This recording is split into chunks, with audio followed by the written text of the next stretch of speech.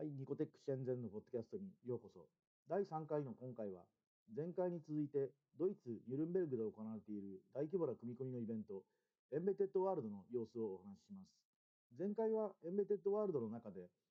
組み込みの産業用アライアンスがすごく大きい存在感を出していて、でそこに対して、ボッシュとかシーメンスみたいなヨーロッパの、産業系の企業が、あの製造ライン、生産管理とかで使う組み込みにはすごく大事な標準化や、保証、コンパティブルの保証などをオープンソースの団体に組むことで何とかしようとしていると、そういう様子について、話をしました。今日は M5 スタックとかラズベリーパイとかシーロスタジオとか中国の新興企業や、いわゆるメーカー企業ですね、メーカー企業の、皆さんがM5、エンベテッドワールドの中でどういうことをやっているのか、なんでエンベテッドワールドみたいな組み込み系インダストリーな世界がメーカーズの世界とつながっているのか、そういう話を、していこうと思います。まずはやっぱ我らが M5 スタックですよね。M5 スタック、今年でエンベテッドワールドの出展3回目で、一番最初はM5 スタックが後で紹介する中国の新人たちを多分安く出展させてくれるチャイニーズニューコレクションというブースで出展してたんですよね。でそこからそんなに遠くない距離にエスプレッシブが、もうエスプレッシブはその頃から大企業だったので、ブースを出展していて、で、ただエスプレッシブのブースはあんまりチップは置いてあるけど、そのチップを使って何ができるっていう、なんでしょうね、アプリケーションがたくさんは置いてない。で、それに対して M5 のブースは、まだその頃 M5 ヨーロッパでの知名度がすごい低くて、だからどういうものを作ってるっていうのをゼロから、毎回紹介する。で、紹介してる途中でお客さんが、あ、分かった分かったって言って遠くに行っちゃう。そういうこともあるような、結構辛い出店ではありました。で、それが2014年の3月、2年前のエンベッテッドワールドで、その後5月に、イスプレッシブが M5 スタックの株の過半数を取得して親会社になるということが決まって、でそれから2015年の、エンベッテッドワールドにはエスプレッシブブースの中が2つに分かれて、エスプレッシブと M5 っていう出店の仕方をするようになって、その時にヨーロッパでの知名度が大きく変わったり、そもそも ESP のファンの人がそのまま M5 のことについても興味を示してくれるという様子が伝わってきました。で、今年2026年はヨーロッパに M5 のファンが本当に増えていて、もともと M5 大好きです。このモデルは持っていて、次はどんなのが来るのが出てきました。見てきました。あと、M5 のディスコードでこういう質問したんだけど、続きの話がしたくてとか、そういう、もともと M5 ファンの人が会場にすごい増えてるのを感じて、そういう意味ですごくびっくりするほどいい出展でした。しかも、あれなんですよ、今、写真、ジミーやリュウボウたちと一緒に会場を回ってる様子の写真が、YouTube 側には写ってますけど、エンベテッドワールドも3回目になると、おなじみの会社とかが出てきたり、あと、M5 が出すぞっていうことがある程度当たり前になって、でそうすると、取引先とか、あの取引先とか、あとM5 の方でよく使っているオープンソースのライブラリー、例えばヨロとかを作ってるウルトラリスティックスとか、そういう会社がエンベテッドワールド来るんだから会おうよということで、前からアポイントメントが結構生まれるようになって、それもすごく良い出店だったなというふうに思っています。ちなみに去年の2025年のエンベテッドワールドの時に、M5 スタックとアルディーノが初めて会って、でそれでアルディーノブランドの M5 スタックが協力した製品であるアルディーノネスト N1 が出たと、そういうこともあったりします。エンベテッドワールドすごく出展してくる中はインダストリアルではあるんですけど、ビジネスサイドというよりは思いっきりエンジニアの人たちが来ていて、例えば僕らが ESP のブースで出展してる時に、タイニー Go っていう言語の、カンファレンスで日本でやった時に来たっていう、多分ハンガリーかなんかのプログラマーのデッドプログラマーさんっていうちょっと変わった名前の人が手製のロボット持ちながらずっと会場の中を歩き回っていて、で、日本のイベントでそのタイニー Go っていうキーボード、そのタイニー Go っていう言語で動くようになっている、キーボードを買ったんだと。で、日本のタイニー Go カンファレンスでそういう PCB で作ったキーボードを買ったんだと。で、高砂さんっていうツイッターアカウントの人から買ったから、彼にぜひよろしくお願いしますよみたいなことをブース来て言われたり、で、特徴的な名前だったし、特徴的なツイッターアカウントと、タイニー Go っていうのを聞いたので、検索したらすぐ出てきて、で、会場からリプライを送ったら、あ、会ったことあります、この人みたいな話を急にもらえたり、そういうなんか、ミートアップやってるの、すごい大事なことで、いいことだなというのを感じたりもしました。そうですね、M5 スタックブース、今回はまたいつものようにたくさんのなんていうか、スタックちゃんとか LLM モジュールとかそういう新作と、あとインダストリーに来るので PLC 関係のモジュールをかなり強めにして持ち込んだんですけど、やっぱりもともと使ってる工場でも実は使ってるんだとか、そういう人が、すごく多かったです。なので、今、写真撮るのも結構大変で、空いたところで、なんかお客さんがちょうど空いたところで、頑張って、製品の写真撮ったりとかしてました。で、例えば、ゼファーみたいな、組み込み用のプログラミング言語の質問を、ブースに来てくれて、いやいや、スティック C とか使ってるぞと。で、もっとゼファーのことをちゃんとサポートしてほしくて、ESP32 のゼファーサポートはすごく満足できてるんだけど、ディスプレイとかボタンとかのいくつかの M5 固有の機能をもっと使えるようにしてほしいなとか、そういう要望をブース来てくれるとか、そういうありがたい、意味がある出会いが、よく起きるような、そういうイベントになっていて、なんか出展する価値がどんどん上がってるんだなというのを感じました。これもそうですね、ヤンメイテッドワールドだからこその商談というか、マウザーとかデジキーみたいな世界的な電子部品の商社も出展していて、で、デジキーはものすごく大きいブースを作って、フリーのコーヒーを配りまくってるんですよね。でそういうなんか大規模な出展をしているときに、まだお客さんが入ってくる前の、会場前にアポイントメントを取って、M5 チームのアレンが、デジキーカラーに塗ったカスタムのスタックちゃんを商談で持って行っている、ところで、まあ、おかげさまで、キックスターターのスタックチャンクラウドファンディング大成功で、で、今、まさに深センで、先にまずキックスターター版の出荷を、キックスターター版スタックちゃんの出荷の準備をしているんですけど、出荷準備をしながら、M5 の公式サイトでは今もプレイオーダーを受付中で、もちろんスイッチサイエンスほか、日本でも、キックスターター版の出荷が終わり次第、売り出せるように準備をしているので、デジキーでもぜひたくさん扱ってくださいよと。だからそういう営業をしたりしてました。他に、もう組み込み系で、かつメーカー系の会社はすごいたくさん出ていて、たまたま会場内でばったり会ったのは、ラズベリーパイの社長の、ラズベリーパイファウンデーションの CEO の、エベン・アフトン、ファウンダーであり、代表のエベン・アフトンで、CEO はまた別の人なんですけど、代表のエベン・アフトンで、やっぱりラズベリーパイ、今、去年上場、先日 IPO したというのもあるし、もともとヨーロッパの組み込み会で、古い機械の中に、Linux 入った、コンピューターを置いて、で、モニタリングしながら、それをインターネットに流そうとか、あと、インダストリー4.0の文脈で、工場の生産ラインで行われていることを、なるべく全部電子化して、シミュレーションできたり、そこからデータを計測しようみたいな用途で、ものすごいたくさんラズベリーパイは使われていて、で、もちろん、その、エベンにしても、真ん中に映ってるマーケティングのマイク・バッファーにしても、あの、最初作ったラズベリーパイはもともと教育用の色合い、実験用の色合いがすごく強かったんですけど、でも結果として小さくて軽くて、で、かつ使いやすくて、でもちろん品質も高い、DIY で自分でハンダ付けするのよりは、すごくまともな品質で動く小さいコンピューターが、生活のいろんなところ、産業や仕事のいろんなところに入っていくのは、ものすごくウェルカムで、なので、エンベテッドワールドの、ラズベリーパイブース、年々どんどん大きくなってきてはいます。で、特に今年のラズベリーパイブースの特徴は、ラズベリーパイのエコシステム、ラズベリーパイそのものや、ラズベリーパイのコンピューターモジュールっていう中身の SOC 周りの部分だけを、取り出した、組み込み用ボードもラズベリーパイチームは売ってるんですけど、そういうものを使って、ラズベリーパイを使って産業用の製品を作っているという会社を大胆にフィーチャーして、ブース全体の中の多分半分以上のスペースが、いろんな会社がラズベリーパイを使ってこういう産業用アプリケーション、産業用製品を作っていますと。いうものを大々にアピールして、で、ぜひラズベリーパイを使ってあなたの会社の製品を作ってください。工場のデジタルトランスフォーメーションを進めましょう。実際にやってるのはこういう会社で、ラズベリーパイの設計が上手なことでご飯を食べてる、そういうデザインパートナーっていう会社もいますよと。そういうラズベリーパイ全体のエコシステムをアピールする、そういう意味でなんか本当にメーカー向けのお仕事が、開発するのが仕事であるプロフェッショナルにがっちり組み込んでいる、そういう様子を見せるブースでもありました。このラズベリーパイロゴのすぐ横に展示、出ている、名前の出ているエダテックっていう会社、EDA テックっていう会社は上海の会社で、この会社がラズベリーパイのフォームファクターを使って、ラズベリーパイゼロっていう新しい、すごい小さい組み込みを、小さくて安くて、性能はそんなに高くないんですけど、なんかそういうローエンドというか、入門向けにもよく使えるような組み込みボードを出したんですよね。で、M5 スタックの方で今、開発が進んでいるカードピューターゼロ、まあ名前もまた変わるかもしれないんですけど、その製品は、この組み込み用製品、ラズベリーパイ0を使っていて、なのでラズベリーパイ OS が走る M5 スタック社が作っている Linux のキーボードコンピューターだったりします。でそれはこの上海のエタテックと一緒になって一緒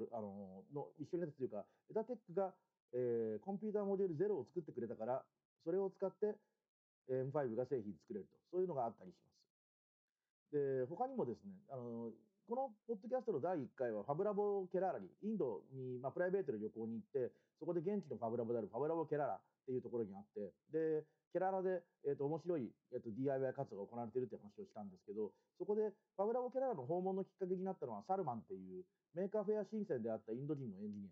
アで、彼は実はヨーロッパ、チェコだったかなの組み込み系の会社で働いてるんですよね。でそのチェコの会社がスクリーニーっていうデジタルサイネージを、暗号とローカルでコントロールする。デジタルサイネージのデータはなるべくインターネットからオンラインで落としていきたいんだけど、その落としていくときに、下手にデータを入りくられて変なものが入っちゃうと困るから、そこをセキュアに作っていくにはどうすればいいかみたいなことを提供している、そういうデジタルサイネージのコントロールシステムをハードウェアごと提供しているっていう会社で働いていて、で、その会社が、実は中身はラズベリーパイ、ハードウェア的にはラズベリーパイで作っているので、今回パートナーとしてラズベリーパイプラススクリーニーということで出展していて、だからこの時僕はケララに行った時は彼はもうドイツに来る準備中で会えなくてなんていうか直接会えなかったんですけど、まさかインド人といきなりニュルンベルグで会うなんて、そういうすごい面白い体験ができたりしました。あと今回いろんな意味で話題になっているのはアルディーノですね。アルディーノ今、マーケティングのグンナールさんが、3月の後半に、もう来週とかそれぐらいに日本に来て、でラズベリーパイとクアルコムが一緒になって何をできるかみたいな、イベントをやると聞いているんですけど、この会場でもベントゥイーノっていう新しいちょっと大きいサイズの、アルディーノのクアルコムが入ったシリーズを展示していて、でアルディーノもともとAT メガで作っていた時はクロックスピード的に新しいコンピューターではなかったので、産業用利用っていうとちょっと微妙だなという状態が続いていたんですけど、今は何しろクアルコムがやりたいのもメーカーフェアとかDIY とかの市場、エンジニアというかリサーチャープロトタイプの人が使うみたいな状態になんとかクアルコムとしても入っていきたい。だから RD の買収したっていうのもあるので、ブースではすごくロボットとか、あと、他のブースですけど、ロボットを作るときに、アルディーノの新しいやつを使うと、アルディーノの新しいやつは、ロボットの制御用の MCU と、Linux が動く、SOC 部分を、CPU 部分を合わせて1個の SOC に入っているし、今度最初出したアルディーノ Q は、SOC に AI を実行する NPU が載ってないんですけど、今度出すベントゥイーノっていう新しい大きいシリーズはNPU も乗っかって、なので、エッジ AI で AI ロボティクスをやるんだっていう、ことを強く押し出してるんですよね。なので、ブースにもAGV と連動してロボットアームが動く。そのロボットアームは、深センのエレファントロボティクスのロボットだったりするんですけど、そういうデモンストレーションをいっぱい置いてあったりしました。アルディのブース、そうですね。あとこのベンティーノっていう、その、スナップドラゴンのシリーズのドラゴンウィングっていう SOC が乗っかっている、それからアルディーノのシールドも刺さる、で、また別のところに、ラズベリーパイと同じような40ピンの、拡張ポートもついている。だからいろいろ拡張ができて、これもロボットを作るときに、すごく良いだろうと。そういうボードを出展していて、で、これまで、なんていうか、あのアルディのことはみんな知っているし、クアルコムのこともみんな知っているけれども、クアルコムは基本的にスマートフォンの CPU とか、最近は車載とかやってるよねみたいな話だし、アルディーノはずっと、教育向けとか、第一歩をサポートするみたいな会社をやっていたので、一緒になって何をやるっていうのが、結構みんながすごい興味深く見守ってる感じではありました。だからもう一個そういう DIY です、新しいところをサポートします、新しい商売を作っていきますみたいなところになると、相変わらず強いのは、最近伸びているいろんな中国勢で、今年 M5 が一番最初にエンベテッドワールドに参加したのもチャイニーズニューコネクションっていう、エンベテッドワールドイベントの中で中国の新しい会社を、多分そのエンベテッドワールドの中に入れていくことで紹介していこうっていう動きの中の一つで、2024年、3年前に M5 が生まれたんですけど、今年はそのチャイニーズニューコネクションで呼ばれる会社がすごい増えていて、あの5個あったホールの各ホールごとにチャイニーズニューコネクションコーナーがあって、で、中国の FPGA 屋さんとか、液晶パネル屋さんとか、コネクター屋さんとか、いろんな中国のイベントでよく見かけるようなデバイスを作っている会社がたくさん並んでいました。で、その中には我々にとってはすごくおなじみのエルクローがいたりとか、そういうのもあったりしました。で、他にも中国から出てる組み込みで有名で勢いある会社でいうと、ホライゾンロボティクスの、自動運転向けボード、CPU を作っているホライゾンロボティクスの、ロボット部門が独立して別の会社として、リリースしている D ロボティクスで、これは僕が勤めているスイッチサイエンスでも RDK、X3、X5、今 S100 とか、そういうチップを売っているんですけれども、AI 用のボードで、ただ NVIDIA のボードみたいに学習も推論もできるんではなくて、推論に特化して、だからこそ NVIDIA に比べると多分5分の1より小さいコストで。で、自動運転の車とかは、車の中では推論をやっていて、データは取ってるけど、データの学習はクラウドでやるので、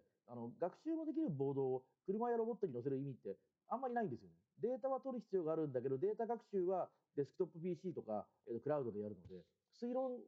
があれば、手元の目の前のものを認識して避けるとか、地図に判断して動くとか、そういうことはできるので、そういうローカルで動く、推論に特化した AI チップっていうのは中国からすごいいろんな形で出てきているし、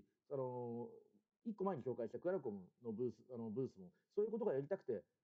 ベンティールとかを出してるわけですけど、D ロボティクスはその部分ではちょっと先輩の、中国では大手の、そういう組み込みツールを出している会社ではあります。エンベテッドワールド、人型ロボットやってますとか、新しい AI ロボットやってますみたいなブースよりも、もっと工場とか、生産管理の人たちが多いので、このブースにすごいたくさん人が集まってるわけではなかったものの、もちろん生産ラインの中で動いている組み込みの分野でも、ここに AI 入れて何かやっていこうとか、画像認識もっと早くできるんじゃないのみたいなことで、例えば夜のブースなんかはずっと大きい人で、たくさんの人で埋まっていたので、多分 D ロボティクスもだんだん注目度が上がっていくんじゃないかなとは思います。あと、チャイニーズニューカマーの中でびっくりしたのがエルクローが出ていたことですね。聞いた話、今真ん中にいるのがそのエルクローの代表の一人のリチャードなんですけど、エルクロー、もともとドイツからの OEM の、受託がすごく多くて、でドイツの学校で売っているハンダ付け向け、ハンダ付け用キット教材みたいなものをすごいたくさん、作っていたみたいなんですよね。だからドイツもともとお客さん多いし、あと、PCBA 新しく作りたい、設計の難しいところはいまいちちょっとよくわからないし、中国での製造管理もやってほしいみたいなニーズは、ドイツにすごく大きくあるので、そこをエルクローは単に言われた通りに作るっていうこともやるけれども、ある程度コンサルティングしながら、製造のマネジメントをやるみたいなことも、エルクローとしてはやってるので、それで、毎回お客さんに恵まれて、今回の出展につながったというのがあるみたいです。それから同じ中国、今度は上海の会社の DF ロボットですね。DF ロボットも、日本だと、MacE みたいな、とかハスキーレンズみたいな教育用ツールで有名だし、実際、多分会社の中で一番売り上げが多いのはその部分じゃないかなとは思うんですけど、でも、それに負けないぐらい、ラテパンダを中心とした組み込み用のソリューションも出していて、ラテパンダは X86 が乗っかっていて、Windows が動くラズベリーパイサイズぐらいの小さいシングルボードコンピューターなんですよね。で、Windows 組み込んで何かやりたいっていう用途ではすごくよく使われていて、で、ヨーロッパでは、そんな形で、ラテパンダを組み込んでルーター、産業用のルーター作ってますとか、ラテパンダ組み込んで CP、なんていうか、PLC の、コントローラー作ってますとか、そこにつながる何かを作ってますとか、そういう会社が多いんですよ。なので、今回もDF ロボットブース、IoT、エッジ IoT、AI IoT をやろうということで、最近 DF ロボットがリリースしているいろんなAI ソリューションや、あとラテパンダや、他にも DF ロボット側の方で、レイオロード他にもセンサー類がすごい強いんですよね。ガスセンサーとかそういうの変わったのをいっぱい出していて、で、それもまさに産業用向けにちょうど向いているので、そういう人に向かってすごくアピールしたりしていました。それから、メーカー向けて言ったら何と言ってもシードスタジオですよね。シードもエンベテッドワールドすごい常連で、シードスタジオもさっきのエルクローよりもさらに大きい規模として、外国の会社が中国で物を何か売ろう、特に DIY 向けにアピールしようというときに、大体シードに相談が行くんですよね。なので、ラズベリーパイのコンピューターモジュールや NVIDIA のジェットソンシリーズを乗っけたリコンピューターとかリターミナルみたいな製品を、作って売っているわけですけど、他にも外国の IoT の会社で、深センのサプライチェーンを使って物を作りたいなっていうふうに思ったときに、シードスタジオに相談が行くことはすごく多くて、なので、シードスタジオが、OEM のデザインスタジオとして動いているパターンがすごく多いんですよね。会場には特にやっぱり AI とインダストリー &AI なので、AI やビジョンのソリューションを使った、シードでいうとリーカメラとか、あとリーターミナルシリーズとか、そういうのを使った、ソリューションを展示したり、そうやって、工場の AI 化みたいなところをシードとしては促進していくので、それに協力するパートナーを、ドイツや、フランスの会社が、シード側に相談したりとか、そういうことをやっていて、やっぱりブースはすごく賑わっていました。そういう形でエンベテッドワールド、あれですね、昔も今も組み込み用の場所だし、インダストリアルで、ファクトリーの場所なんですけど、とはいえ、新しい技術をどうやって世の中に組み込んでいくか、ものを作る技術を進化させていくかと、そういう場所でもあるので、そういう意味ではすごくシリアスで、真面目なインダストリアルの場所と、新しいものを作ろうという DIY の場所が、いい感じでクロスオーバーしている、そういうあんまり見ないタイプのいい展示会だなというふうに思いました。来年もぜひ M5 と一緒に会場行きたいなというふうに思うので、思いますし、そしたらまたレポートしたいですね。エンベテッドワールドすごくいいイベントだったので、いくつかまたブログ書いたり、記事にまとめたりするかなとは思います。次はまたアジアに戻って、で、深センや日本の DIY の様子をまた更新していこうというふうに思います。今回どうもありがとうございました。